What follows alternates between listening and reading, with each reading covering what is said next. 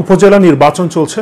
আওয়ামী লীগের সভানেত্রী এবং প্রধানমন্ত্রী শেখ হাসিনা বেশ কয়েকবার নির্দেশনা দিয়েছেন এমপি মন্ত্রীদের স্বজনদের এই নির্বাচন থেকে নিজেদেরকে উইথড্র করতে, কিন্তু কোথাও তার নির্দেশনা মানা হচ্ছে না। এমনকি আওয়ামী লীগের সাধারণ সম্পাদক ওবায়দুল কাদের, যিনি প্রধানমন্ত্রী এবং তার দলের সভানেত্রীর পক্ষ থেকে এই নির্দেশনার কথা বেশ কয়েকবার তার নেতাকর্মীদের উদ্দেশ্যে জানিয়েছেন, তার নিজের ভাই এবং ভাগ্নেও এই নির্বাচনে অংশ নিচ্ছেন।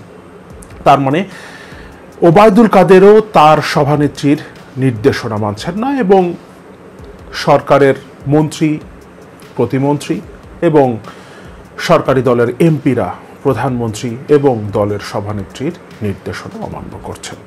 এমনকি আওয়ামী লীগের একজন সংসদ সদস্য ইকরামুল কবির চৌধুরীর বক্তব্যে মনে হয়েছে তিনি মনে করেন এই সরকার খুব বেশি দিন ক্ষমতায় টিকবে না। এ কারণে তিনি চ্যালেঞ্জ করেছেন তার বিরুদ্ধে যে কোনো ধরনের ব্যবস্থা তার দল নিতে পারে, কিন্তু তারপরও তার ছেলে নির্বাচনে অংশ নেবে। তার মানে যে কর্তৃত্বটা আগে এই সরকারের উপরে শেখ হাসিনার ছিল, তার দলের উপরে শেখ হাসিনার যে কর্তৃত্বটা এতগুলো বছর ধরে ছিল, সেটা এখন আর ঠিক নেই। এবং তার দলের নেতাকর্মীরা, তার দলের সংসদ সদস্যরা এবং তার সরকারের পাকিস্তানকে এই সরকার ব্যর্থ রাষ্ট্র বলে, যে পাকিস্তানের নাম উচ্চারণ করলে নাকি ব্রাশ করতে হয়, মুখ ধুতে হয়, সেই পাকিস্তানও বাংলাদেশের চেয়ে অনেক ভালো অবস্থানে আছে। অথচ বাংলাদেশে শেখ হাসিনা সরকার নাকি জনগণের ভোটে নির্বাচিত। জনগণ কেন এই সরকারকে পছন্দ করে না? প্রধানমন্ত্রী কয়েকদিন পরপরই তার বক্তব্যে, তার সংবাদ সম্মেলনগুলোতে তিনি প্রশ্ন করেন, এটাই আমার প্রশ্ন, কেন আমার বিরুদ্ধে আপনারা উঠে পড়ে লেগেছেন, এটাই আমার প্রশ্ন, কেন জনগণ আমাকে চায় না, এটাই আমার প্রশ্ন, কেন বিরোধী দল আমাকে উৎখাত করার কথা বলে, এটাই আমার প্রশ্ন, কেন মার্কিন যুক্তরাষ্ট্র আমাকে চায় না, এটাই আমার প্রশ্ন, কেন পশ্চিমা বিশ্ব আমি অগণতান্ত্রিক এভাবে আমাকে চিহ্নিত করে, এটাই আমার প্রশ্ন। কিন্তু তিনি এই প্রশ্ন করেন না যে সারা পৃথিবী তার সরকারকে একটা অগণতান্ত্রিক সরকার হিসেবে চিহ্নিত করে। কারণ শুধুমাত্র মুক্ত গণমাধ্যম সূচকের তো না, এই বছরে আর যে সূচকগুলো প্রকাশিত হয়েছে, যেমন গণতন্ত্র সূচকে, এই বছরে গণতন্ত্র সূচক যেটা প্রকাশিত হয়েছে, সেখানেও বাংলাদেশ 2 ধাপ পিছিয়েছে। বাংলাদেশ 2 ধাপ পিছিয়েছে গণতন্ত্র সূচকে দাঁড়িয়েছে। আমরা এখন পাকিস্তানকে আমরা এখন ছুঁতে পারছি না। আমরা ভারতের সমালোচনা করি, কিন্তু ভারত আমাদের চেয়ে গণতন্ত্র সূচকে বলেন, অর্থনৈতিক উন্নয়নের যে কোনো সূচকে বলেন, কিংবা মুক্ত গণমাধ্যম সূচকে বলেন, ভারত পাকিস্তান এখন বাংলাদেশের চেয়ে ভালো অবস্থানে। উগান্ডাকে নিয়ে আমরা ট্রল করি, উগান্ডা এখন বাংলাদেশের চেয়ে অনেক ভালো অবস্থানে। মানবজমিন একটা রিপোর্ট করেছে, একটু সামান্য অংশ পড়ি। বিশ্বমুক্ত গণমাধ্যম সূচক 2 ধাপ পিছিয়ে বাংলাদেশ 165তম, দক্ষিণ এশিয়ায় শুধু আফগানিস্তানের চেয়ে এগিয়ে। বিশ্বমুক্ত গণমাধ্যম সূচকে 2 ধাপ পিছিয়েছে বাংলাদেশ। এবছর 27.64 স্কোর নিয়ে 180টি দেশের মধ্যে বাংলাদেশের অবস্থান 165তম। 180টা দেশের মধ্যে বাংলাদেশের অবস্থান 165তম। তার মানে বাংলাদেশের পরে আর মাত্র 15টা দেশ আছে। দক্ষিণ এশিয়ার দেশগুলোর মধ্যে শুধু আফগানিস্তানের চেয়ে এগিয়ে আছে বাংলাদেশ। ভারত, পাকিস্তান, শ্রীলঙ্কা, মলদ্বীপ, নেপাল ও ভুটানের পেছনে স্থান পেয়েছে বাংলাদেশ। দক্ষিণ এশিয়ার গণমাধ্যমের স্বাধীনতার দিক দিয়ে এবার শীর্ষস্থান দখল করেছে নেপাল, তারপরে আছে মলদ্বীপস, এরপরে তালিকায় আছে ভুটান, তারপরে আছে শ্রীলঙ্কা, পাকিস্তান এবং ভারত।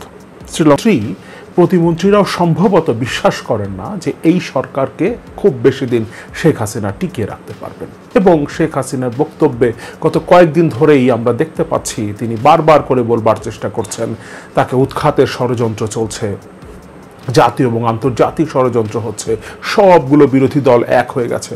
এই কথাগুলো তিনি দফায় দফায় বলছেন। এবং আরেকটা লক্ষণীয় বিষয়, আওয়ামী লীগ এবং সরকারের প্রতিষ্ঠিত দালাল, সাবেক গভর্নর ফরাসউদ্দিনের মতো প্রতিষ্ঠিত দালালরাও হঠাৎ করেই পল্টি নিতে শুরু করেছেন এবং সরকারের বিরুদ্ধে কথা বলতে শুরু করেছেন। সরকারের দুর্নীতি, লুটপাট নিয়ে তারা প্রকাশ্যে কথা বলছেন। কেন?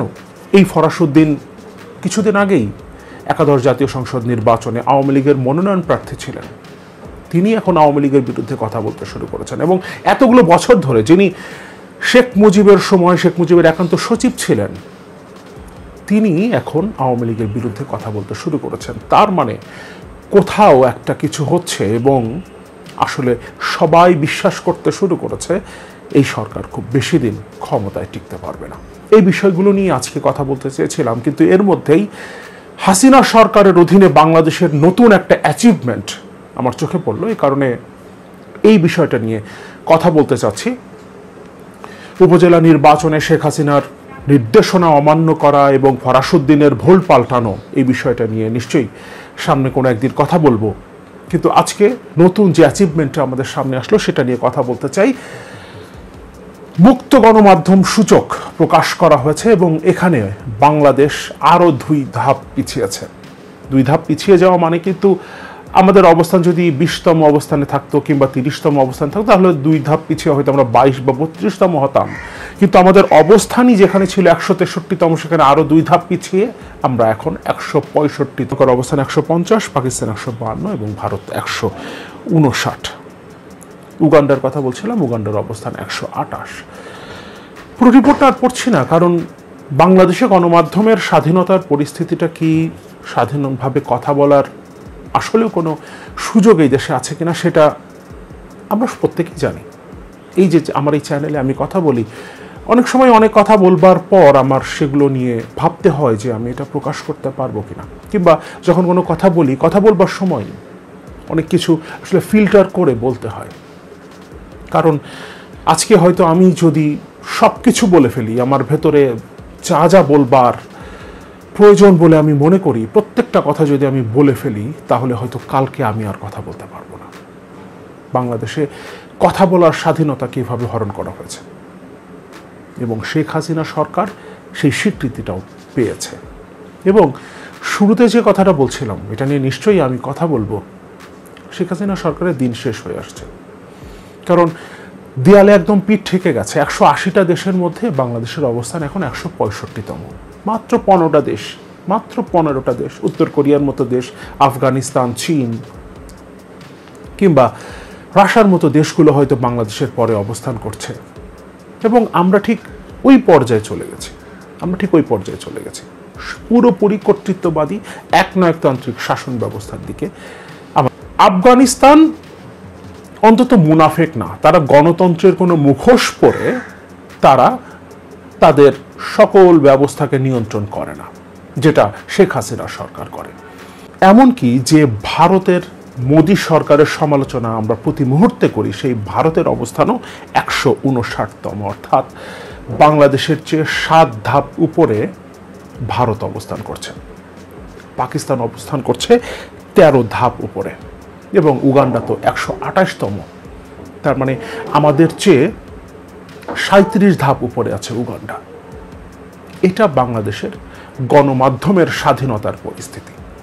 এখানে আমরা যে কথা বলতে পারি না, মুক্তভাবে আমরা মত প্রকাশ করতে পারি না, যে কথাগুলো আমরা দিনের পর দিন বলে আসছি, যেখানে ডিজিটাল সিকিউরিটি অ্যাক্ট, পরবর্তীতে সেটা আবার সংস্কার করে সাইবার সিকিউরিটি অ্যাক্টের নামে যেভাবে সাংবাদিকদের দমন করা হচ্ছে, যেভাবে মুখ চেপে ধরা হচ্ছে, যেভাবে মানুষের বাক স্বাধীনতাকে হরণ করা হচ্ছে, এভাবে দক্ষিণ এশিয়ায় আফগানিস্তান ছাড়া আর কোনো দেশেই এভাবে বল প্রয়োগ করে মানুষের বাক স্বাধীনতাকে হরণ করা হয় না। কারো এখন সম্ভবত বুঝতে পারছে, তার দলের নেতাকর্মীরাও এখন বুঝতে পারছে যে খুব বেশি দিন আসলে এইভাবে টিকে থাকা যাবে না, এভাবে টিকে থাকা যায় না আসলে। সুতরাং আমরা সেই দিনের অপেক্ষা নিশ্চয়ই করছি, কিন্তু শেখ হাসিনা তার এই জার্নিতে, এই যে 15 বছরের বেশি সময় ধরে যে ক্ষমতায় আওয়ামী লীগ এবং 2014 সালের পর থেকে এই 10 বছরের বেশি সময় যে জোর করে ক্ষমতায় বসে আছে এই সরকার, এই সময়ের মধ্যে এই দেশটাকে নিকৃষ্টতম দেশগুলোর কাতারে নিয়ে গেছে এই সরকার। এবং নিশ্চয়ই আমরা একদিন জনগণের সরকার প্রতিষ্ঠা করে, দেশে গণতন্ত্র প্রতিষ্ঠা করে এই কালিমা থেকে এই দেশটাকে মুক্ত করব, এবং সেই দিন সম্ভবত খুব বেশি দূরে না।